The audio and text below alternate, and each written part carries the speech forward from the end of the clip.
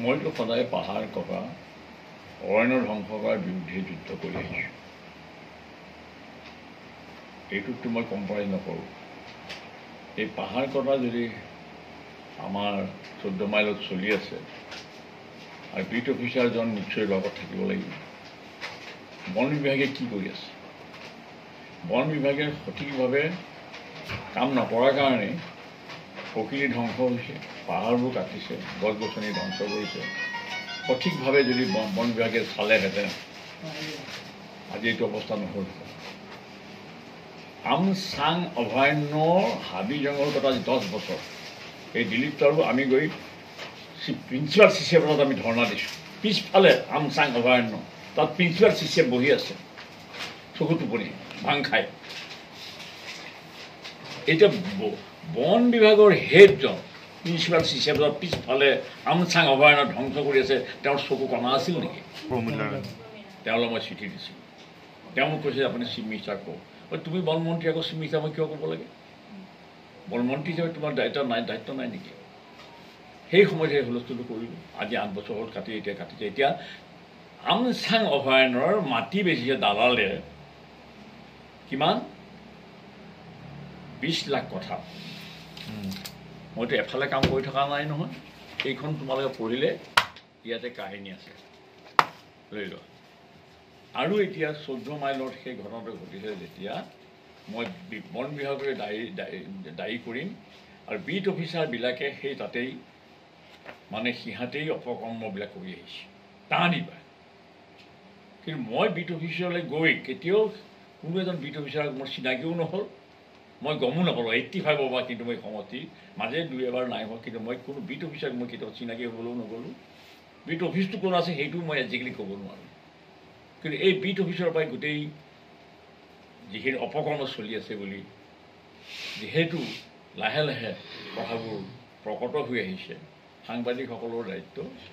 অকল মেঘালয় পাহাৰ কাটিছে নহয়, অসমত বেছি পাহাৰ কটা হৈছে মেঘালয়তকৈ। মেঘালয়ৰ পাহাৰবিলাক কাটিছে, আমাৰ যোৰাবাটত ডুবিছে। তাৰমানে অসমৰ ফালে সীমাত থকা পাহাৰবিলাক কাটিছে, বেছিকৈ কাটিছে, যাৰ কাৰণে গোটেই মাটিখিনি বগৰাই দিছে।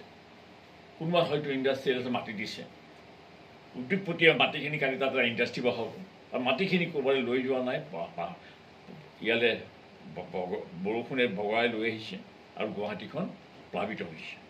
গতিকে মই ইয়াত কৈছোঁ যে যদি এইখন মেগাজিন এখন মোৰ মুখপত্ৰ সাংবাদিকসকলক দিলেতো নিদিয়ে, চব কথা দিয়ে জানো? মই 50টা কথা ক'ম, তাৰে 5টা লাইন লিখিব, বাকীখিনি নেলেখে। সাংবাদিকে লেখে জানো উত্তৰবাৰী গোটেইখিনি কথা? সেইকাৰণে মই নিজে এখন মুখপত্ৰ, এইখন আমাৰ ব্ৰহ্মপুত্ৰ, ইয়াতে মই লিখিছোঁ। সেই খঙতে মই এইখন 73তে উলিয়াইছিলোঁ, মাজতে বন্ধ হৈ আছিল। মই নহয়, মোক এখন নিজাকৈ লাগে। ইয়াত মই কৈছোঁ, প্ৰথমে গুৱাহাটী তথা কামৰূপ মহানগৰ জিলা পাহাৰ কাটি নৈ বিল পুতি সৰ্বনাশ কৰি অহা এই অঞ্চলৰ 100জন মান দালালক তৎকালী NSAত গ্ৰেপ্তাৰ নকৰিলে বাকী উন্নয়নৰ কাম কৰি কোনো লাভ নহ'ব। এওঁলোকক NSAত গ্ৰেপ্তাৰ কৰি জেলত ৰখাটোৱেই আপোনাৰ প্ৰথম আৰু প্ৰধান কাম হ'ব বুলি গণ্য কৰিলেহে গুৱাহাটী মহানগৰখন আৰু কামৰূপ মহানগৰ জিলা বাচিব আৰু কৃত্ৰিম বানপানীৰ পৰা বহুখিনি ৰক্ষা পৰিব। এইখিনিকে আপোনালোকে আমাৰ পৰামৰ্শ, পুনৰ শুভেচ্ছাৰে এইখন চিঠি চিফ মিনিষ্টাৰক মই দিছোঁ। চিফ মিনিষ্টাৰে কৈছিল মাটিৰ দালালক NSAত গ্ৰেপ্তাৰ কৰিব তেওঁ। তেতিয়া মই লগে লগে কৈছোঁ, যদি গ্ৰেপ্তাৰ কৰে তেতিয়াহ'লে গ্ৰেপ্তাৰ আজিয়ে কৰক। শুভেচ্ছা গ্ৰহণ কৰিব। ভূ মাফিয়া মাটিৰ দালালক ৰাষ্ট্ৰীয় নিৰাপত্তা আইনত গ্ৰেপ্তাৰ কৰাৰ কথা কোৱাৰ বাবে ভাল পাইছোঁ আৰু তাৰ বাবে আপোনাক ধন্যবাদ জনাইছোঁ।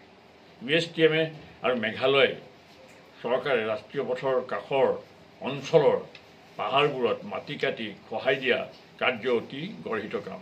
তাৰ বিৰুদ্ধে আপুনি কৈ থকাৰ সময়তে এগৰাকী ব্যক্তিৰ আবেদনৰ ওপৰত উচ্চতম ন্যায়ালয়ে বিষয়টোত যথেষ্ট গুৰুত্ব দিছে আৰু পূৰ্ণ সহযোগিতা আগবঢ়োৱাটো এটা ইতিবাচক পদক্ষেপ বুলি আমি বিবেচনা কৰিছোঁ। কচুতলিৰ যি 5জন দালাল ইতিমধ্যে চিনাক্ত কৰি গ্ৰেপ্তাৰ কৰিছে, তেওঁলোকে ষ্টাৰ চিমেণ্টৰ হৈও দালালগিৰি কৰি আছে। এৰি দিব নালাগে, আজিয়েই তেওঁলোকক NSAত গ্ৰেপ্তাৰ কৰক। এইটোৱে আমাৰ অনুৰোধ। তাৰ বাকী দীঘলীয়াকৈ মই পঢ়িবলৈ সময় নাই, নিজে গৈ পেলাই এইখনকে দি দিলে হৈ গ'ল।